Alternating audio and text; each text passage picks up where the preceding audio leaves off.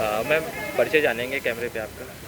परिचय तो देखिए मैं पहले भी दे चुकी हूँ। मेरा नाम मीना है। मैं उप कार्यपाल वाराणसी में पहले थी, लेकिन अभी 2 दिन पहले मेरा ट्रांसफ़र कर दिया गया है प्रयागराज। आमतौर पे देखा जाए तो थाने पे फरियादी आते हैं, आप भी आज फरियादी बनकर आई है। क्या पूरा मामला है और किसके खिलाफ आपने तहरीर दी है?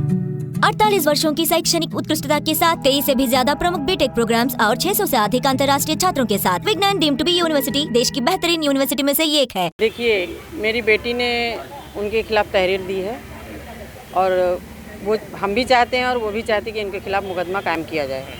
और सबसे बड़ा मामला उत्पीड़न और भ्रष्टाचार का है। सबसे 2 शब्द ये हमारे लिए बहुत ज़रूरी हैं, भ्रष्टाचार और उत्पीड़न। इसी के विषय में मैं लड़ाई लड़ रही हूँ। किन किन आरोपों को क्रमबद्ध करके आपने तहरीर दी है और किस थाने में दिया है? मैंने यहाँ लालपुर पांडेपुर में दिया है तहरीर, बेटी ने हमारे दिया है। हाँ बस। आरोपों का कोई आधार है या फिर कैसे, कोई प्रूफ तो होगा आपके पास? देखिए प्रूफ मैं पहले भी दे चुकी हूँ, अब मैं नहीं बोलूँगी। मैं सब मीडिया को दे चुकी हूँ। आप लोग वही चलाइए, ठीक है? हाँ वही चलाइए, क्योंकि वही सत्य है जो मैंने बोला है।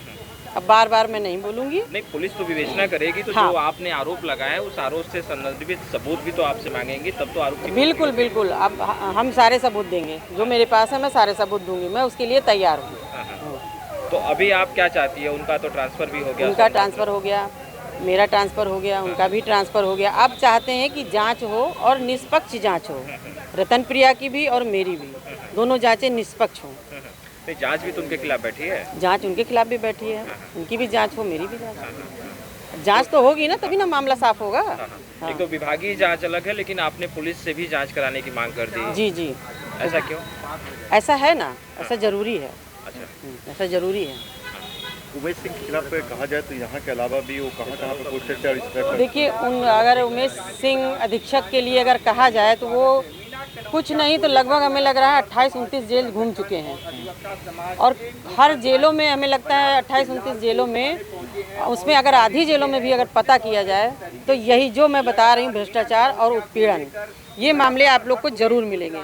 और मैं भी, अगर मुझे जो भी पता चलेगा पुरानी जेलों से और जो भी मेरे सामने पुराने लोग आएंगे तो मैं बाद में आपको बताऊंगा। आपको लगता है कि जो मतलब है उसमें आपको न्याय मिल सकेगा? नहीं, न्याय की तो उम्मीद है, इसीलिए तो मैंने गुहार लगाई है। अब तो जांच अधिकारी भी बदल गए हैं। पहले जो विभागीय जांच अधिकारी थे अब बदले गए हैं। अब उम्मीद है कि वो यहाँ से चले गए हैं, तो जो भी जांच होगी, जो भी बयान होंगे, वो उम्मीद है कि अच्छे होंगे। और हमें सबसे आशा भी है कि वो निष्पक्ष बयान दें और सच बयान दें। पहले भी था और आज भी है, क्योंकि उमेश सिंह को शायद सभी लोग जानते हैं, लेकिन मैं उनके साथ इतने दिन रही हूँ।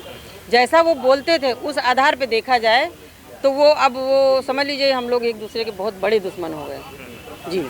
तो हमारे साथ कुछ भी हो सकता है, इसीलिए हमें बेटी ने हमारी तहरीर की है लालपुर थाने में, पांडेपुर में, और ये ज़रूरी भी था। अच्छा, सुरक्षा की मांग आपने नहीं की है ना? सुरक्षा की मांग नहीं की है, लेकिन अब सरकार को लगना चाहिए ना कि एक महिला अगर कह रही है तो उसकी सुरक्षा के लिए भी कुछ किया जाए।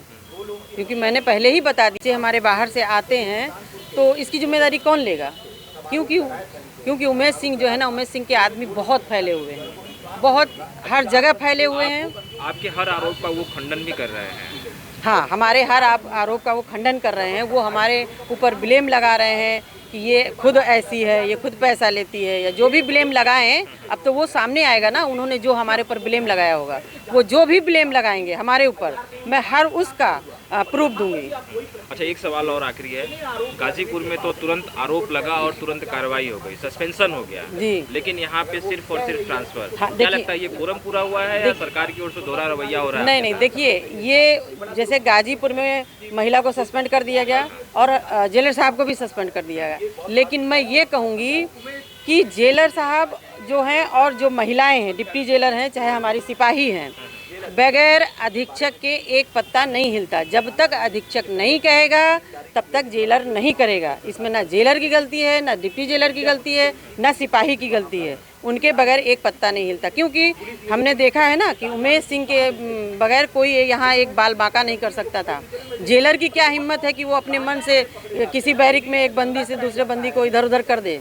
हिम्मत नहीं है। कहीं ऐसा तो नहीं कि दोहरा रवैया हुआ, उधर ट्रांसफर और आप बिल्कुल बिल्कुल, हमको पहले इसलिए ट्रांसफ़र किया गया कि शायद यहाँ के बंदियों को दबाव बनाकर बयान करवाया जा सके, सिपाहियों से बयान करवाया जा सके, यही है मुद्दा, यही है। ट्रांसफ़र पहले हमारा होने का देखा जाए तो गाजीपुर से ज़्यादा संगीन आरोप हमारा वाला है। लेकिन कह रहा हूँ वहाँ निलंबन हुआ, यहाँ सिर्फ और सिर्फ ट्रांसफर हुआ। सरकार दोहरा रवैया आप लोग के साथ नहीं, इसमें तो हमें देखिए, सरकार से हमें कोई शिकायत नहीं है, लेकिन सरकार से हमें ये न्याय जरूर चाहिए कि अगर वहाँ सस्पेंड किया गया है छोटी सी बात पे, एक पीसीओ को लेके, एक उस पैसे को लेके, तो यहाँ तो भ्रष्टाचार और उत्पीड़न का मामला है।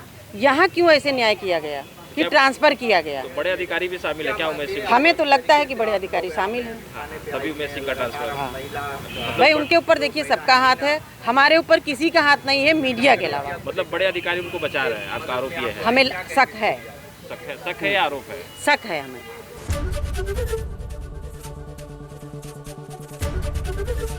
एबीपी गंगा, खबर आपकी, जुबान आपकी।